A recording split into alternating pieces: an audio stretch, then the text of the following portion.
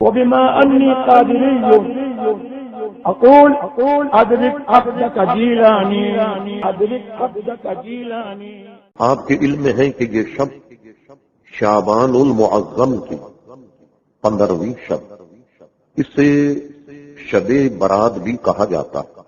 برات بمانے نجات، یعنی بندوں کے لیے اگر وہ اس میں سچے دل سے توبہ کر کے اللہ تبارک و تعالی کے دربار میں رجوع کرے تو اللہ تبارک و تعالی اپنے بندوں کی توبہ قبول فرما کر ان کی نجات فرما دیتا. اس لیے اس کو نجات والی شب بھی کہا گیا.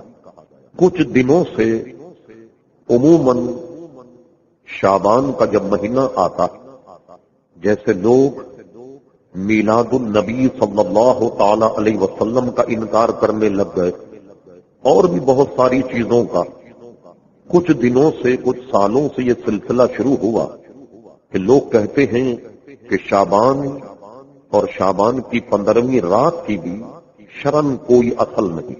حیرت یہ ہوتی ہے کہ اس کے فضائل و مناقب قرآن مجید فرقان حمید کی معتبر تفاسیر میں، صحاح ستہ میں، بخاری ترمذی میں اور عام جو حدیث کی کتابیں ہیں اس میں امام بہقی اور دیگر حضرات نے حدیث نقل کی جس سے شعبان کے مہینے کی فضیلت کا پتہ لگتا اور 15ویں شب کی بھی فضیلت کا پتہ لگتا.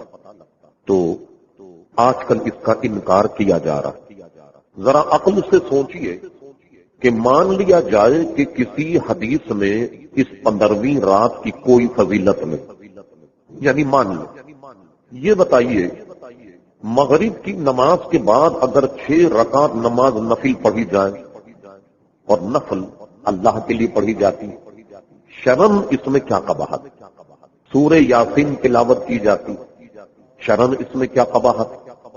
دعائے نصف شعبان پڑھی جاتی، اس میں کی ایک جملہ بھی خلاف شرع نہیں. تو اگر اس کی فضیلت کہیں سے ثابت بھی نہ ہو تو یہ جو کام ہم سر انجام دیتے ہیں اس میں کون سا ایسا کام ہے جو برائی کی طرف لے جاتا، بت پرستی کی طرف لے جاتا، غیر شرعی؟ حالانکہ نمازیں جو ہم پڑھتے ہیں ان میں وہ نوافل جو حضور علیہ السلام سے ثابت ہے، نوافل، اس میں اشراق، اس میں چاشت ہے. تہجد تو حضور علیہ الصلوۃ والسلام پر ہمارے علماء کا مذہب یہ ہے کہ فرض.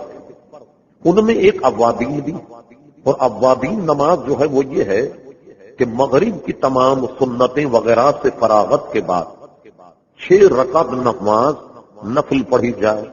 6 رکعتیں ایک سلام سے بھی جائز اور 3 سلام سے بھی 6 رکعتیں جائز، جس کو اوابین کہتے ہیں. اس میں کوئی بات بھی ایسی نہیں جو خلاف شرع اور خلاف دین.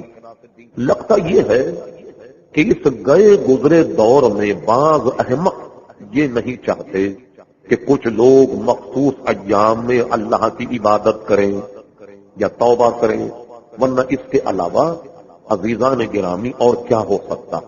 بہرحال یہ تو ایک ضمن بات تھی. یہ شب اس کی کچھ خصوصیات جیسا کہ میں عرض کروں گا.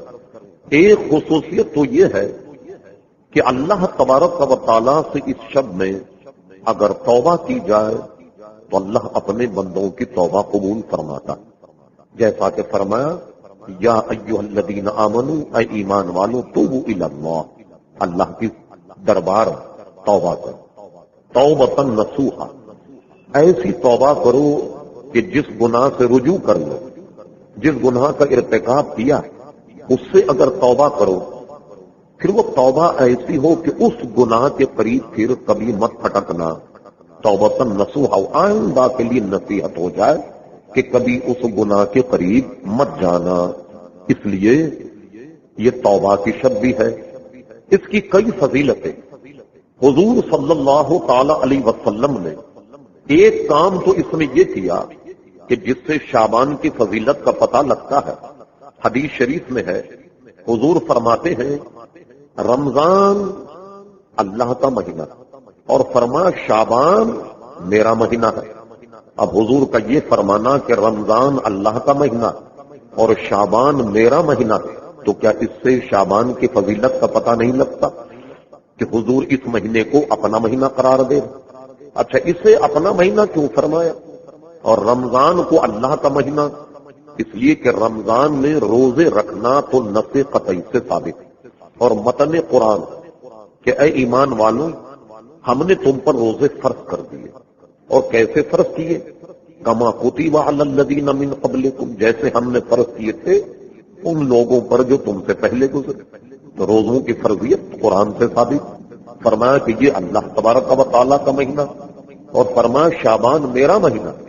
حضرت عائشہ صدیقہ رضی اللہ تعالیٰ عنہ ارشاد فرماتی ہیں کہ حضور شعبان میں اس طریقے سے روزے رکھتے ہمیں یہ گمان ہونے لگتا کہ اب حضور افطار نہیں فرمائیں گے، یعنی اس مہینے میں کوئی روزہ حضور ترک ہی نہیں فرمائیں گے۔ ایسے پے در پہ آپ شعبان میں روزے رکھتے۔ ایک حدیث شریف میں ہے جس کو حضرت عائشہ صدیقہ ہی بیان فرماتی ہیں کہ رمضان میں تو سب روزے رکھتے، حضور بھی بہت پابندی سے روزے رکھتے، پر رمضان کے علاوہ حضور جس مہینے میں سب سے زیادہ روزے رکھتے وہ شعبان کا مہینہ تھا۔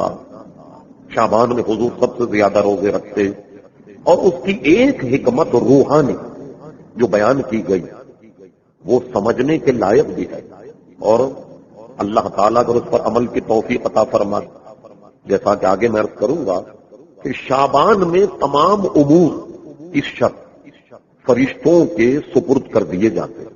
کس کو کتنا رزق دیا جائے گا، کون شخص کتنے دن زندہ رہے گا، کس شخص کے معاملہ کیا ہے، یعنی آئندہ شعبان کی 15ویں شب سے پہلے جتنے امور ہیں وہ سب کے سب فرشتوں کو دے دیے جاتے ہیں، یہاں تک کہ جو اس سال میں جاں بحق ہونے والے، انتقال کرنے والے، ان سب کی قسمت کے امور جو ہیں وہ فرشتوں کے سپرد کر دیتے۔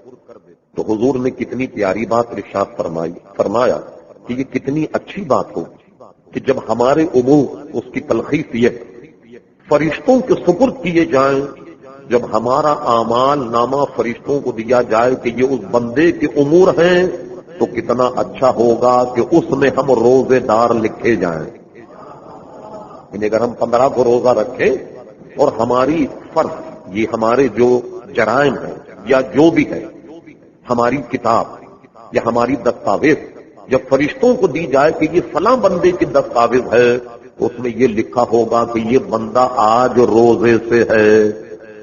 کتنی پیاری بات ہوگی کہ جب یہ فرشتوں کو دیا جائے تو اس میں یہ لکھا ہو کہ یہ بندہ اللہ تبارک و تعالیٰ کے لیے روزہ رکھے ہوئے ہے۔ نے شعبان کی 15ویں روزے کو اس اعتبار سے آپ نے گویا پسند فرمایا، اور اس میں ایک حدیث شریف یہ بیان کی گئی، یہ ارشاد فرمائی گئی کہ آپ نے فرمایا کہ شعبان کی 15ویں شب کو اللہ تبارک و تعالیٰ پہلے آسمان پر تجلی فرماتا ہے۔ اس کا معنی یہ ہے کہ اللہ تبارک و تعالیٰ کی خاص رحمت اور اس کا کرم پہلے آسمان پر آتا ہے۔ کیا مطلب؟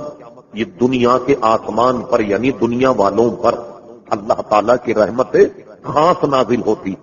شیخ محقق شاہ عبد الحق محدث دہلوی رحمت اللہ تعالی علیہ اس پر کلام کرتے ہوئے فرماتے ہیں ایک اعتراض یہ ہے کہ روزانہ اللہ تبارک و تعالی روزانہ آسمان دنیا پر تجلی فرماتا اور اپنے بندوں پر خاص رحمت نازل فرماتا ہے۔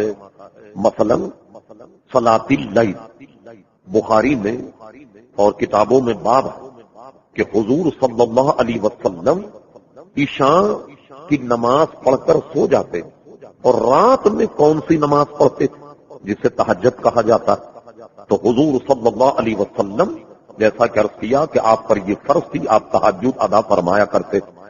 تہجد کا جو صحیح وقت جس کو مستحب کہا جائے، ویسے تو آدمی اب 7:30 بجے عشاء ہو جاتی، 8 اور 8:30 بجے تک سو جائے، 8:30 بجے اس کی آنکھ کھلے، 9 بجے آنکھ کھلے، وہ دیکھے کہ ابھی رات کے 9 بج رہے ہیں، مگر اس شخص کے لیے وہی وقت تہجد کا ہے، یعنی سو کر اٹھ کر نماز پڑھنے کا نام تہجد۔ حضرت عائشہ صدیقہ بیان فرماتی کہ حضور کا معمول یہ تھا کہ آپ عشاء پڑھ کر سو جاتے، سونے کے بعد میں رات کے حصے میں آخری میں اٹھا کر، اور آخری میں اٹھنے کے بعد مختلف روایتیں، کبھی 4 بھی پڑھی، کبھی 10 بھی، اور 12 رکعتیں بھی ثابت۔ آپ تہجد پڑھتے، تہجد پڑھنے کے بعد میں بستر پر قدر آرام فرما۔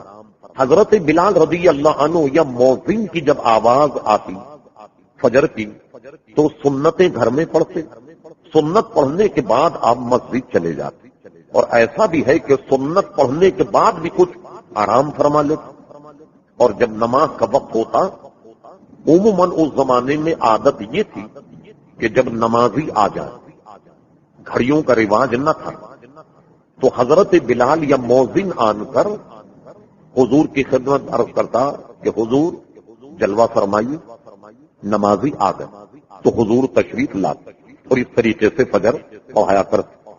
یہ جو سحری کا وقت جس کو ہم کہتے آخری طلوع فجر سے پہلے، سورج نہیں بلکہ صبح صادق سے پہلے، تو حدیث شریف میں ہے کہ یہ وہ وقت ہے کہ جس میں اللہ تبارک و تعالی پہلے آسمان پر رحمت فرماتا، جو مانگنے والا اسے دیا جاتا، جو چاہنے والا ہو اس کی بات پوری کی جاتی ہے۔ تو شیخ محقق فرماتے ہیں کہ یہ جو فرمایا گیا کہ 15ویں شب کو اللہ تبارک و تعالی پہلے آسمان پر تجلی فرماتا، اور وہ اور حدیثوں میں بھی ہے کہ روزانہ تجلی فرماتا، فرماتے فرق یہ ہے کہ صلاۃ اللیل اور وہ حدیثیں جو تہجد یا آخری وقت میں اللہ تبارک و تعالی کے رحمت یا اس کے کرم کی، جو عام دنوں میں اس کا آخری شب کا وقت ہے، لیکن لیلۃ القدر اور شب برات 15ویں شب، اس میں اللہ تبارک و تعالی سورج غروب ہوتے ہی پوری رات اپنے بندوں پر رحمت فرماتا۔ تو مطلب یہ ہوا تفریق کہ عام جو شبیں ہیں ان میں آخری وقت میں اللہ تعالی متوجہ ہوتا ہے اس کی رحمت بندوں پر، لیکن شب قدر، شب برات، جیسا کہ قرآن میں تو گویا نص ہے ہی حتی مطلع الفجر، کہ اللہ کی رحمتیں شب قدر میں اس وقت تک رہتی ہیں یہاں تک کہ فجر طلوع ہو جائے، اس وقت تک رہتی ہیں۔ تو یہ شروع کب ہوتا ہے؟ مغرب کا سورج غروب ہوتے ہی اس کی رحمتوں کا نزول عزیزان گرامی 15ویں شب میں شروع ہو جاتا۔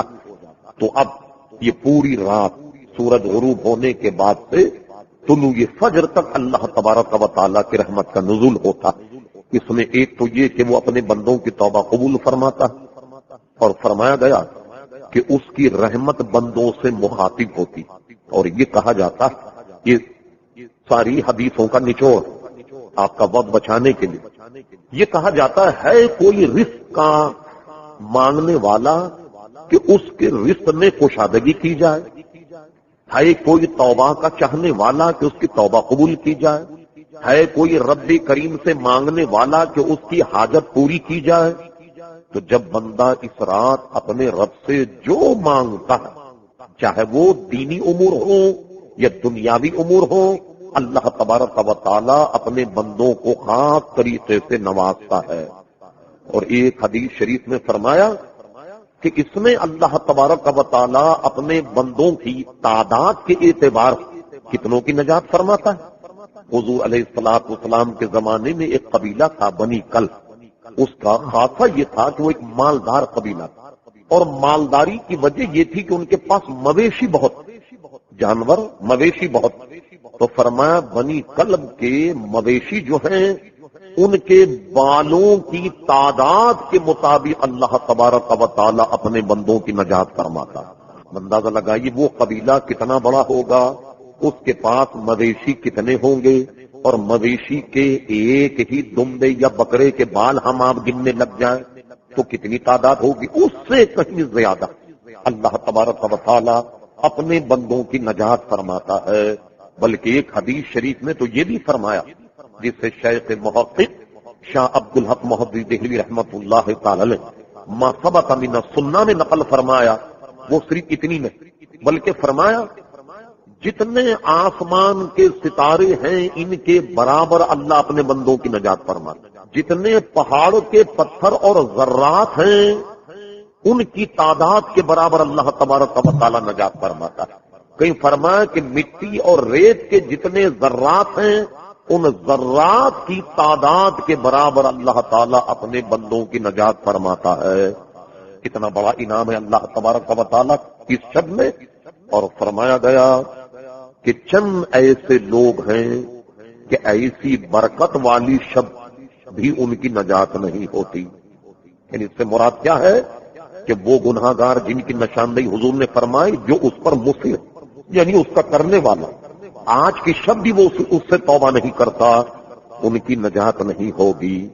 حدیث تو مختصر ہے مگر ہمارے معاشرے میں جو برائیاں، جو کینسر، ٹی بی کی طریقے سے پھیل گئی ہیں ان کی نشاندہی شاید ہمیں عمل کی توفیق مل جائے۔ فرما ایک تو اس شب میں اللہ تبارک و تعالی شرابی کی نجات نہیں فرماتا جو شراب پیتا ہو۔ کیا مطلب ہوا کہ واقعتاً شرابی اس شب اگر توبہ کر لے تو اللہ تبارک و تعالی توبہ تو قبول فرما لے گا اس کی، لیکن اس شب توبہ نہ کرے اور شراب کے پینے پر مصر ہو، اس پر اقرار یعنی اس پر اصرار ہو، شراب نہیں چھوڑ رہا، توبہ نہیں کر رہا، تو ایسے شخص کی نجات ایسی برکت والی شب بھی نہیں ہوتی۔ فرما ایک وہ جو بغیر کسی شرعی وجہ آپس میں مخاصمت، آپس میں اختلاف اور ایک دوسرے مسلمان سے بولنا چھوڑ دے، شرعی اگر وجہ ہے فبہا۔ شرعی وجہ کیا ہو سکتی ہے کہ ایک شخص معاملات میں صحیح میں لوگوں کو دھوکہ دیتا، اس سے بچ کے رہنا، بھائی اس سے دور رہا جائے کہ بری کی صحبت بری، یہ شرعی وجہ۔ کوئی شخص ایسا فتنہ پرور کہ آدمی اس کے فتنے سے بچنے کے لیے اپنے آپ کو اس سے بچائے اور بات نہیں کرے، یہ بہت اچھی بات۔ کوئی شخص ایسے گناہ میں مبتلا ہو کہ اس کے ساتھ رہنے میں آدمی کی تذلیل اور بدنامی ہو، اس کو چاہیے کہ وہ اس سے دور رہے۔ کوئی شخص حرام کا ارتکاب کر رہا ہو، اس کے حرام کے مرتکب ہونے کی وجہ سے ہم اس سے کلام نہ کریں، یہ تو دین کا تقاضا۔ اس لیے تو حدیث شریف میں فرمایا گیا کہ اگر کسی سے عداوت یا بغض رکھو تو اللہ تبارک و تعالیٰ کے لیے، اور کسی سے محبت رکھو تو اللہ تبارک و تعالیٰ کے لیے۔ تو اگر اس سے اناد اور اس سے ہمیں مخاصمت دینی شرعی وجہ سے تو بہت اچھی بات کہ ایسے آدمی سے بات نہیں کرنی چاہیے، لیکن ہمارے یہاں عموماً اختلاف کی وجہ تو شرعی نہیں ہوتی، معمولی سی بات ہے، اس نے ہمیں دیکھ کر منہ چڑھا لیا، گھر پہ گئے تو اس نے چائے کے لیے نہیں پوچھا، فلاں جگہ گئے تو منہ پھیر کر چلا گیا، چھوٹی چھوٹی سی باتوں میں ہم ایک دوسرے سے بولنا چھوڑ دیتے۔ مجھے بتائیے کبھی ہم نے اس بات پر کسی سے اختلاف کیا کہ فلاں آدمی سود کھانے والا لہذا اس سے بات نہ کی جائے؟ ہمارے اختلاف کی وجہ نہیں، یہ نماز نہیں پڑھتا تو اس سے بات نہ کی جائے، اس کو باور کرائے دیکھو تم نماز نہیں پڑھتے اس لیے ہم بات نہیں کرتے، تم نمازی ہو جاؤ تاکہ ہم تم سے بات کرنے لگ جائیں۔ تمام جو شرعی طور پر مخاصمتیں ہیں ان کو ہم برداشت کر لیتے، اور معمولی معمولی باتوں میں اختلافات پیدا ہو کر ایک دوسرے سے بول چال ہم بند کر دیتے ہیں۔ تو آج اگر کوئی ایسی مخاصمت ہو تو بغیر کسی شرط کے ایک دوسرے کو معاف کرے، اور معاف کرنے کے بعد اللہ تعالیٰ کے دربار میں سچی توبہ کر لیں تو اللہ تبارک و تعالیٰ ان دونوں کی مغفرت فرما دیتا، دونوں کی مغفرت فرما۔ بلکہ بعض روایتوں میں تو یہ ہے کہ جب دو مسلمان آپس میں مصافحہ کر لیں، ان کے قریب ہو، ان سے جدا ہونے سے پہلے اللہ تبارک و تعالیٰ ان کی مغفرت فرما دیتا۔ ایسی کئی حدیثیں ہیں تو اس کا خیال رکھا جائے۔ اچھا، اس میں ایک اور وہ یہ ہے صلہ رحمی سے انحراف کرنے والا اس کی نجات بھی نہیں ہوتی۔ وہ کیا ہے کہ عموماً رشتہ داری، صلہ رحمی یعنی خون کے رشتے، رحم کے رشتے، جیسے بھائی، خالہ ہے، نانی ہے، بھانجے، بھتیجے، یہ خون کے رشتے، یہ خون کے رشتے، ان لوگوں میں مخاصمت پیدا کرنے والا، لڑائی ڈالنے والا، وہ بھی اللہ تبارک و تعالیٰ کو پسند نہیں ہے، تو کوئی شخص صلہ رحمی نہ کرے، رحم کے رشتوں کا پاس نہ رکھے، خونی رشتوں کا پاس نہ رکھے اور ان سے مخاصمت کرے، تو اللہ تبارک و تعالیٰ ایسے آدمی کو بھی پسند نہیں فرماتا اور اس کی بھی نجات نہیں ہوگی۔ لہذا اسے بھی اللہ تبارک و تعالیٰ کے دربار میں سچی توبہ کرنی چاہیے۔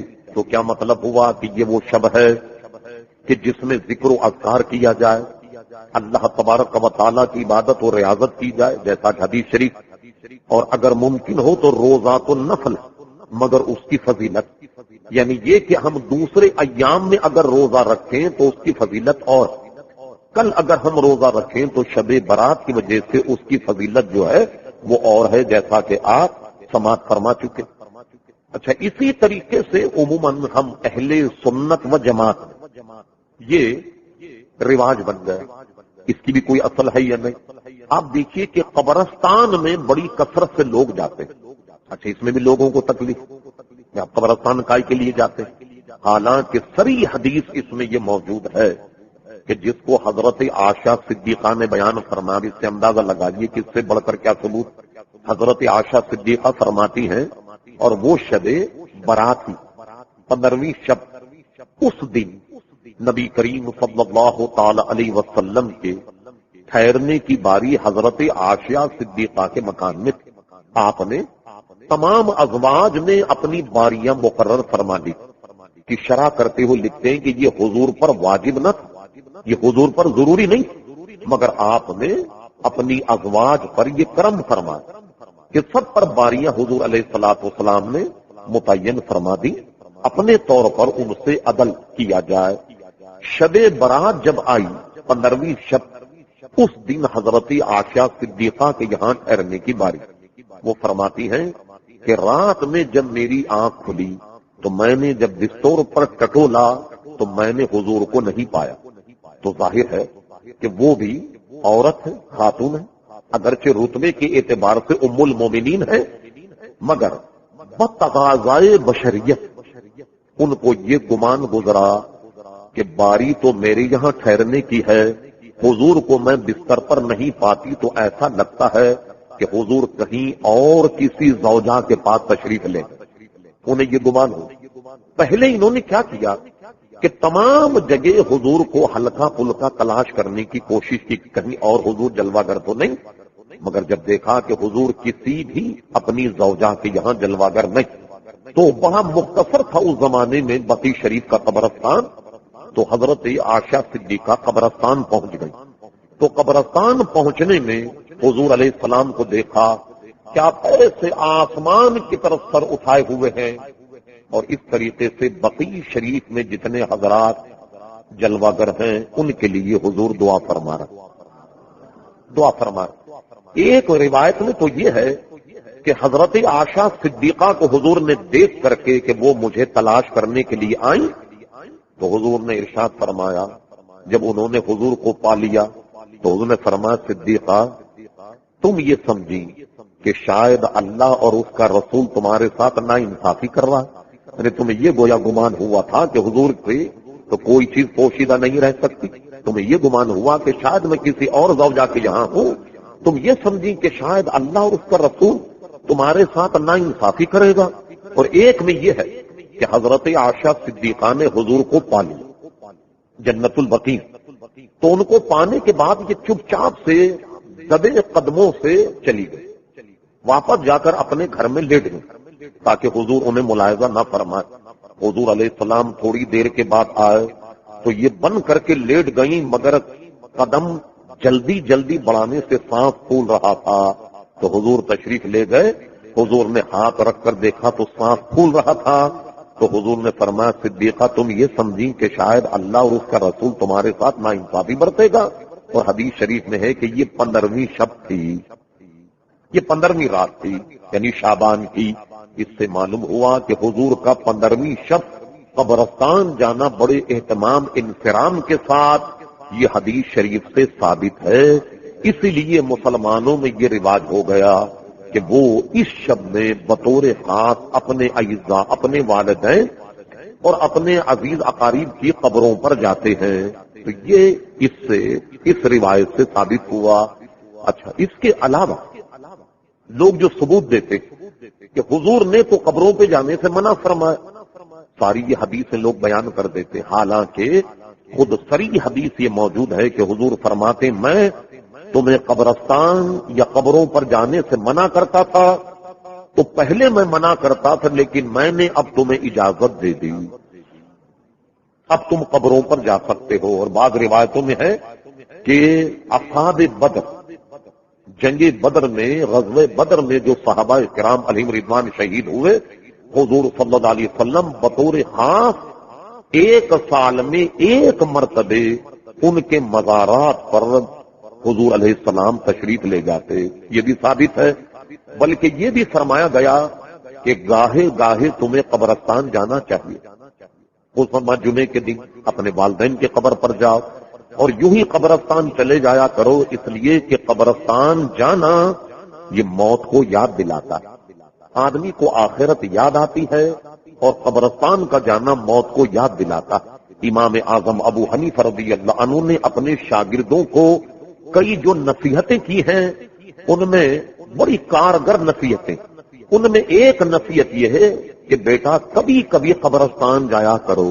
اپنے شاگردوں کو نصیحت نے بھی یہ کہا کہ قبرستان جایا کرو، اس لیے کہ قبرستان کا جانا جو ہے یہ موت کو یاد دلاتا ہے اور آخرت کو یاد دلاتا ہے، تو اس لیے بطور خاص ہم شب برات میں قبرستان جاتے ہیں۔ اچھا، اب اس میں جو لفظ، جو بری باتیں وہ یہ مثلا لوگ یہ سمجھتے ہیں کہ قبرستان اگر جائیں تو قبرستان جانے کے بعد قبر پر چراغ جلائیں تو قبر والے کی قبر میں روشنی ہوگی۔ سبحان اللہ، جلا رہے ہیں آپ بتی باہر اور اس سے روشنی قبر والے کو ہوگی۔ بہت سے لوگ کیا کرتے ہیں، موم بتی جلا رہے ہیں، چراغ جلاتے ہیں، یہ لغو ہے، اس سے منع کیا گیا۔ بلکہ قبر پر تو چراغ جلانا، یہاں تک کہ اگر بتی کو بھی قبر پر نہ رکھا جائے، اگر بتی کی اصل یہ ہے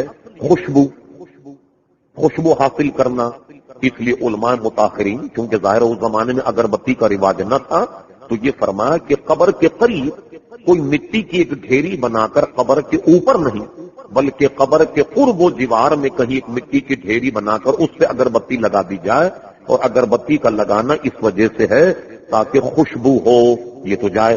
تو جو چراغاں کیا جاتا ہے کہ موم بتی اور جناب چراغ جلا رہے ہیں کہ شاید اس سے قبر روشن ہو جائے گی، تو یہ مصنوعی چیزوں سے قبر روشن نہیں ہوتی۔ قبر روشن ہونے کا تو ایک ہی ذریعہ ہے، اور وہ ہے اعمال صالح، آدمی نیکی کرے۔ حضور علیہ السلام کے صدقے اور بزرگوں کے طفیل قبر روشن ہوتی ہے، نہ کہ دنیا میں چراغ جلانے سے قبر روشن ہوتی۔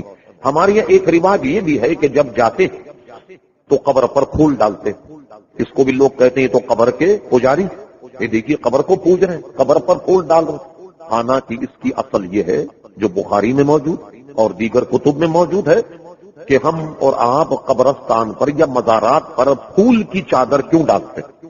اس کی اصل یہ حدیث ہے کہ حضور صلی اللہ تعالی علیہ وسلم 2 قبروں کے قریب سے گزرے، ٹھہر گئے، ٹھہرنے کے بعد آپ نے قریب ہی سے کھجور کی ایک شاخ، کھجور کی تر شاخ جو ہری سب، اسے لے کر اس کے 2 حصے کی، اور 2 حصے کرنے کے بعد آدھی اس قبر پہ نصب کر دی، آدھی اس قبر پہ نصب کر دی اور تشریف لے۔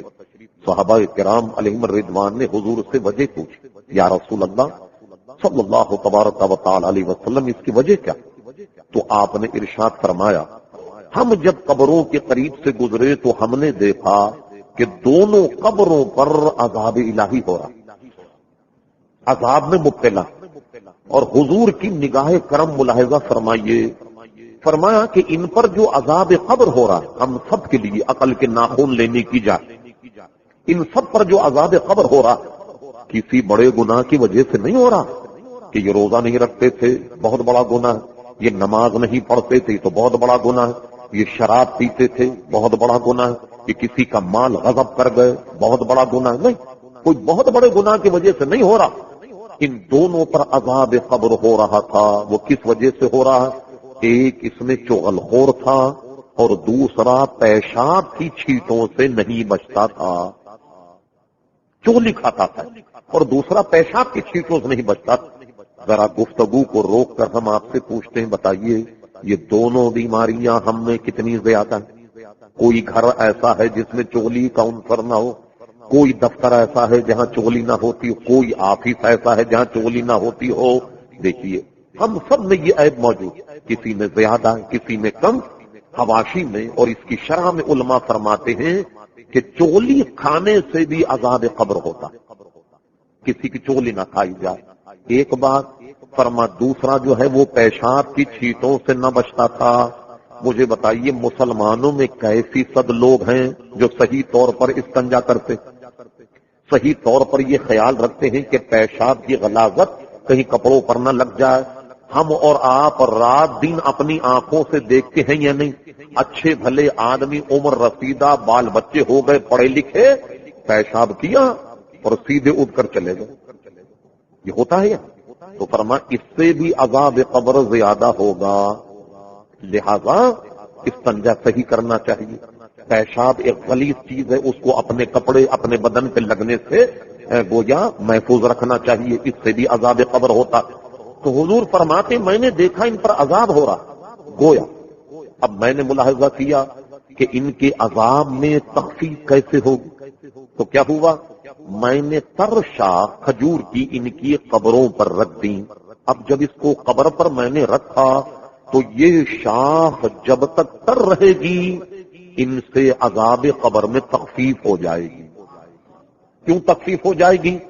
کہ تر شاخ تر درخت اللہ تبارک و تعالیٰ کی حمد و ثنا کرتا ہوتا تو تر شاخ کی وجہ سے ان سے عذاب قبر اٹھا لیا جائے گا اور ان کے عذاب قبر میں تخفیف ہو جائے گی.